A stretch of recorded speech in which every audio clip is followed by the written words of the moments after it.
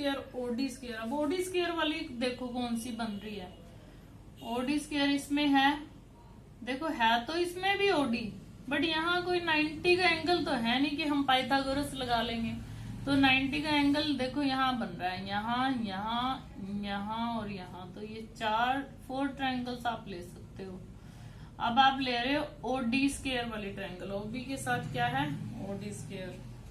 Now in triangle ODQ, OD square is equal to OQ square plus DQ square.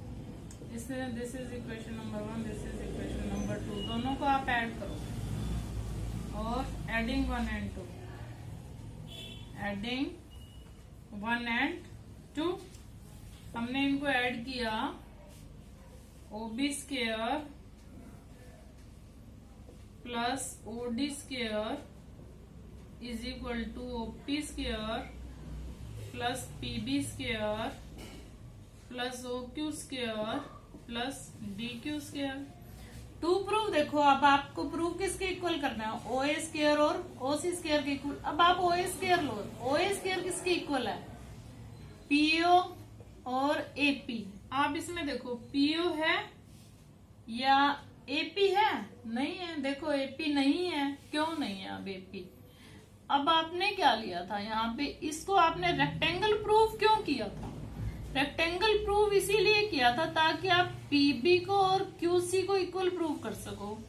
अब हमें चाहिए QC क्योंकि OC square के लिए, तो अब आप इसको ना QC लिख दो, यहां से PB को इक्वल कर दो QC के, और OP square plus PB equal है QC स्क्वायर, और OQ स्क्वायर प्लस DQ किसके इक्वल है, DQ है AP स्क्वायर के इक्वल। वाई यहाँ पे लिखो कि रीजन दे देते हैं हम, PB is equal to QC and DQ is equal to AP, sides of rectangles, sides of rectangles है ना ये, इसीलिए तो यहाँ पे इन दोनों को रेक्टेंगल प्रूव किया था, ये साइड्स ऑफ रेक्टेंगल्स हैं। अब इनको हमने क्यों प्रूव किया है, अब हमें चाहिए OA स्क्वायर। OA स्क्वायर देखो आप इस ट्रायंगल में, OA square AP square plus PO square.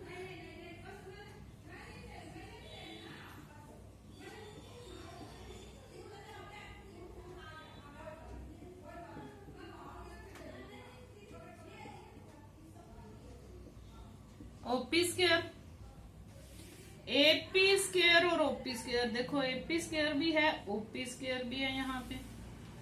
तो अभी हम इसको लिखते हैं इक्वेशन नंबर 3। अब इक्वेशन नंबर 4 के लिए आप लो OC स्क्वायर। OC स्क्वायर के लिए आपने कौन से ट्रायंगल लिए है, in triangle OQC, OC square is equal to OQ square plus QC square. अब आप 4 और 3 को ऐड करो, adding 4 and 3, let this is equation 5, adding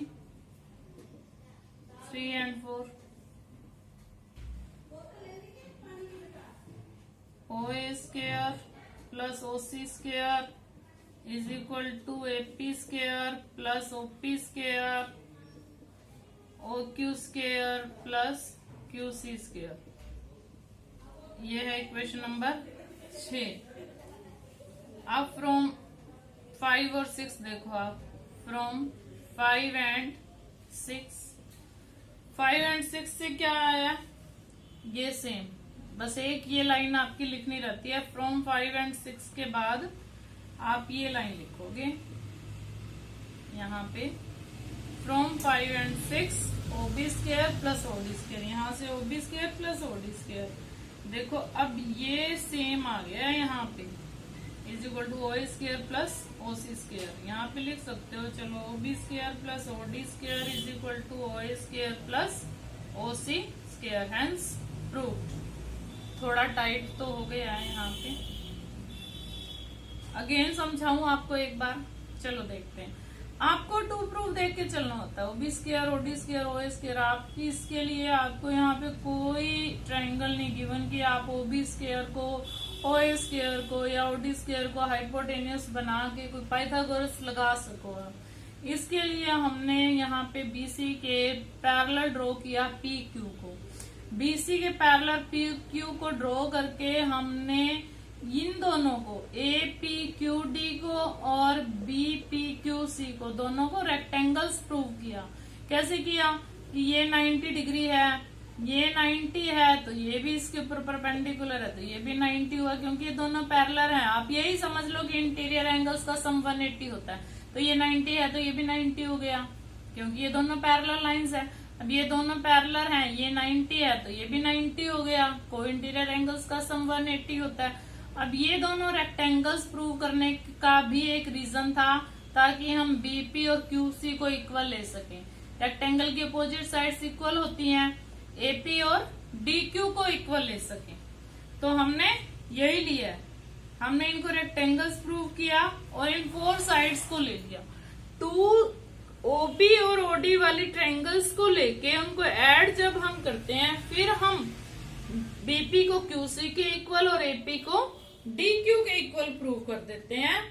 और जब हम ओए और ओसी वाली ट्रायंगल्स को ऐड करते हैं तो ये दोनों 5 और 6 सेम आ जाती हैं।